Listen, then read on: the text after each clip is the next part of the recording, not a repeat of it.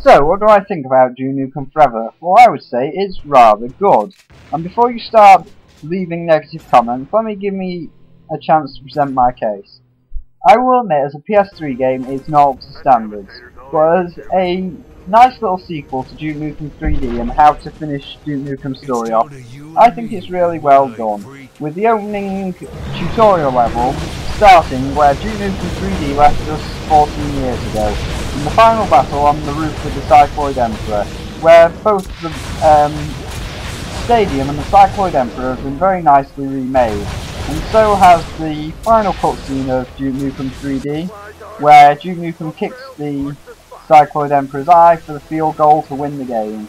And as Duke Nukem 3D closes, thus begins the final chapter of Duke Nukem's story in Duke Nukem Forever. So, going to the actual game part of the game, I think it just works quite well with the controls.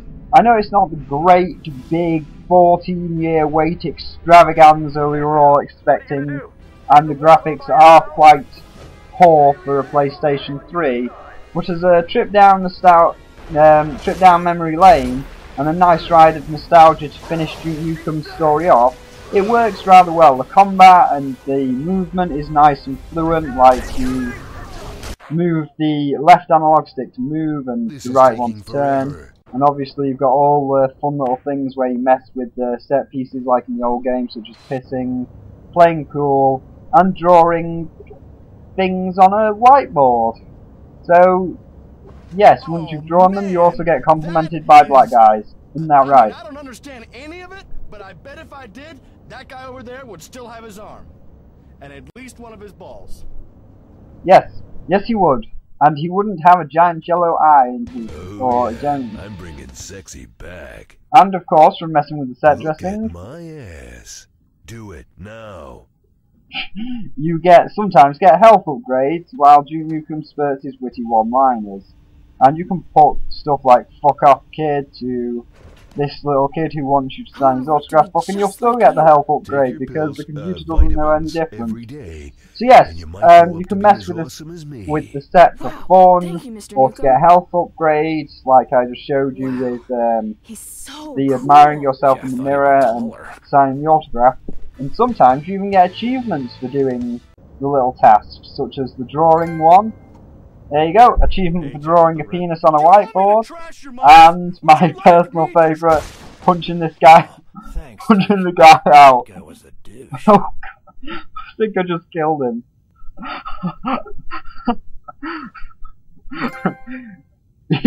Oh, we got an achievement! Congratulations, you got an achievement for murdering somebody.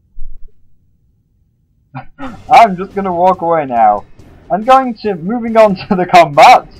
Seamlessly after killing that guy. The combat is nice, and we've got a nice array of how to kill people. You can throw items at them to kill them, such as, and because Duke is so hard, he doesn't need a gun, and he can just punch the enemy in the face, even when they've got a gun. Shut up. And of course, the old school thing of actually picking up the gun and just shooting someone in the face. And apart from that, there is a fourth element to combat, which is a new feature to Duke Nukem Forever, which is the execution move, which I will show you now. So sometimes when you throw items at enemies or shoot enemies, they will drop to their knees. Let me just aim this right. There you go. And when you move close to them, there is a square that says execute. If you press it, you will execute the enemy and regain all of your health back, and if you fail to press it in time, he gets up like that. So that is a nice new feature, and it's rather interesting now because I'm going to talk about the history of Duke Nukem.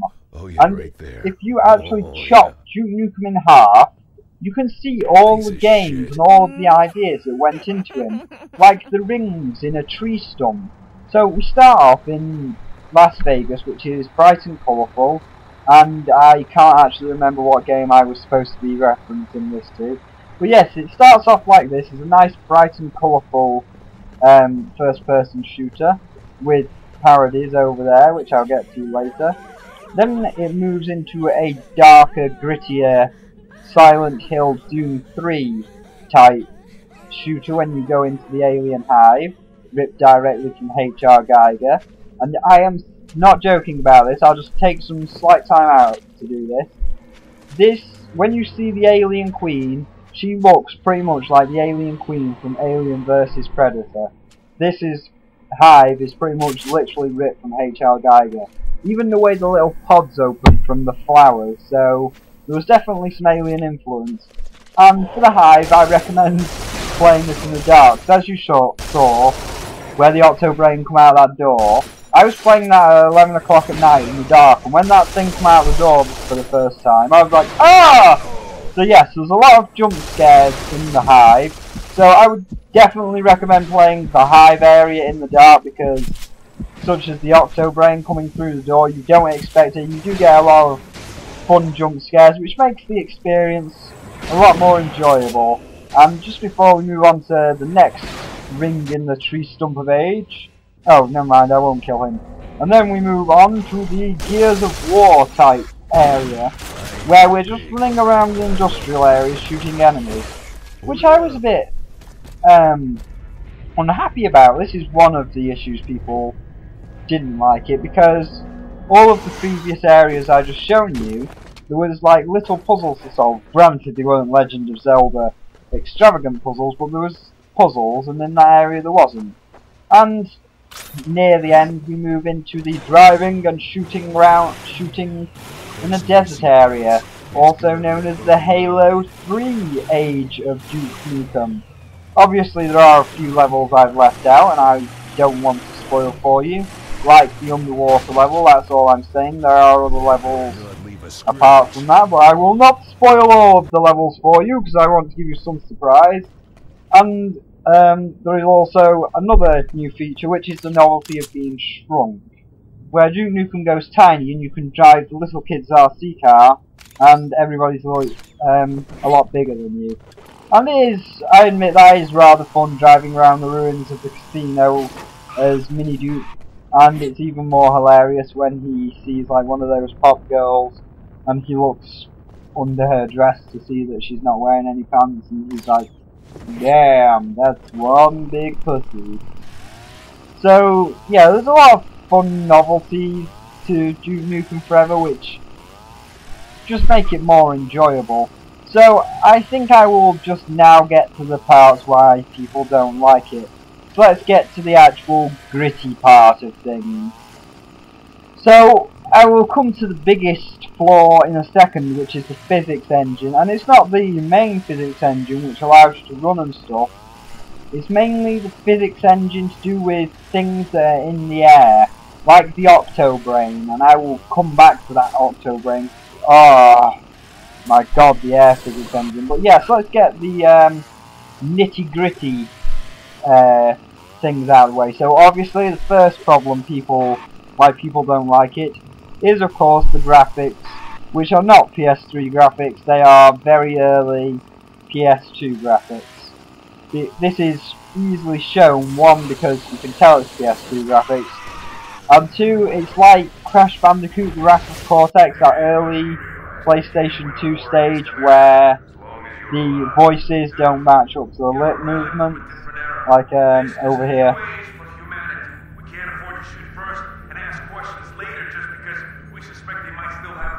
Yeah, they don't match up whatsoever. So that's one reason people don't like it, but really you hardly see people talking, so I don't really see why that's a big problem for people. And the graphics really don't bother me, because it still made quite a fun game overall anyway. But let's actually talk about the worst part, which is the physics engine. Oh god, the physics engine in the air. Ah, right. One of the best examples is playing pinball, which I will come to right here. And the pinball, obviously it's a ball going round a table. It shouldn't be that hard to program, but for some reason, even after 14 years, they still fuck it up. Look, do you see the pinball on the right? It's now stuck. I can till all I want. I can waggle these things, it's now stuck because of the cheap, shitty physics engine. And you have to get an achievement for getting 1 million points. That's it, I can't get the Balls of Steel achievement now. I either have to reset the game, or wait till I get to the strip club. So, there goes one chance of getting Balls of Steel, because look, I'm tilling. Even though it doesn't look like it, I'm currently tilling, and I can't get that ball to move. Because the physics engine says the ball doesn't exist anymore. There is no ball, what are you talking about? There's no ball. And this is like another... This shows in every minigame, like the air hockey minigame, you can have your hand standing perfectly still. You know, your hands on the little goalie thing, perfectly standing still, and the puck will still go through your goalie, because the puck is sliding on an air table, and this physics engine of things in the air just doesn't work, because the balls, the bullets, the air hockey puck, they just do whatever they feel like, whether they disappear from existence, like this pinball game, or don't hit their mark, like I will show you now with the Octo Brain. Can I get that ball? Nope, I can't get that ball. So let's just move on to the actual main physics engine in the air, which is the Octo Brain. So Octo Brains take about 10 bullets. Now, as you can see, this guy's right in my face. And look, I'm emptying entire clips at this guy. There was way more than 10 bullets. It should be dead. And he's not dying. Whatsoever, he's not dying. Because this physics engine, you can shoot your bullets and think you're hitting your mark, but because the bullets go wherever they want in the air, half the time they go through him. Like, let's get a closer shot of this, just to prove my point. Look at that. So there, that is directly on him. I'm now shooting at him, he's right in front of me, and look, he's still not dying. Oh, now he finally dies. So yeah, the physics engine for flying enemies is bad, and this is a problem, especially when you face a flying boss called the Octo King. Oh god, he is the worst boss of the entire game. Even worse than the final boss.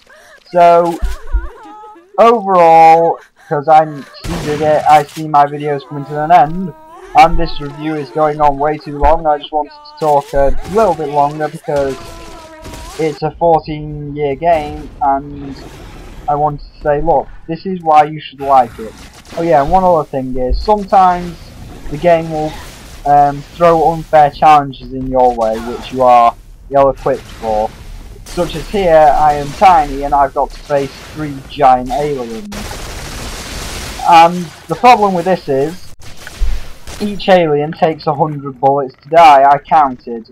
And obviously you're going to have to keep waiting for your health to recharge.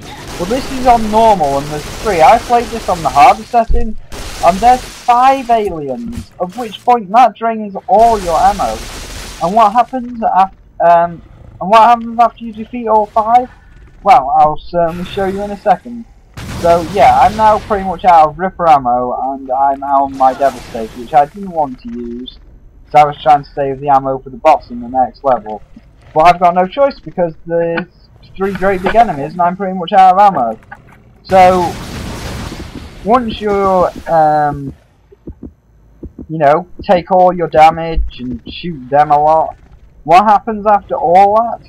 Well, when you've defeated all of them, you've got to climb all of these crates, which I will show you in a second. I think I kill this guy just before I climb the crates. But yes, in a second I climb the crates and I have no ammo left whatsoever. I'm completely out of ammo because these 3 enemies have took all my ammo off me. So, here we go. Yeah, here we go. So now I've only got 1 pistol left. 1 little crappy pistol. So we're now jumping up these boxes with all 3 aliens dead. And we now start to cross there. And oh crap, there's something over there. Oh, it's pig cops. Oh wait, we've got one of those Ripper machine guns. And oh no, got no Devastator ammo, I can't use that.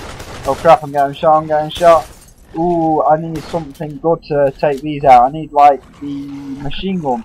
I know, let's go get the machine gun. No. Oh, here we go, the machine gun. Oh wait, it's only got one bullet in it.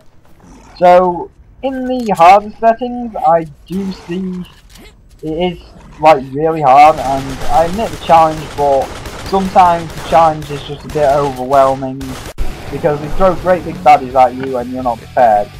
So what can I say? Well, it's after 14 years of waiting, I suppose if we're still buying this game, it proves that we have the virtue of patience.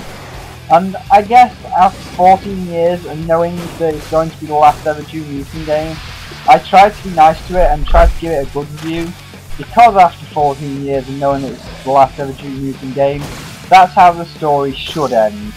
And on the actual ending itself, not spoiling it, I think that's true. How it ended wrapped up Duke Nukem's legacy perfectly.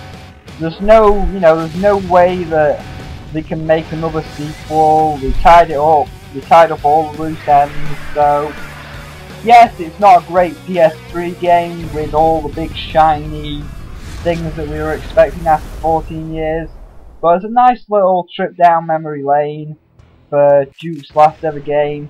It works very well and everything is tied up nicely. So after 14 years, I'm going to give it a good review because that's how the story should end. I suppose if I have to rate it, the only fair way to do it is to rate it in two ways. One on its PS3 components, which are bad, and I would say there are some good elements, but mainly for a PS3 game it's bad, 5 out of 10. However, for Duke Nukem, on like an old nostalgia trip and tying all of the loose ends up, 10 out of 10. It's a perfect masterpiece for a PlayStation 1 game where you tie up all the loose ends. So I will now leave you with a scene of Duke pissing, and I will see you all in my next game review. Goodbye for now.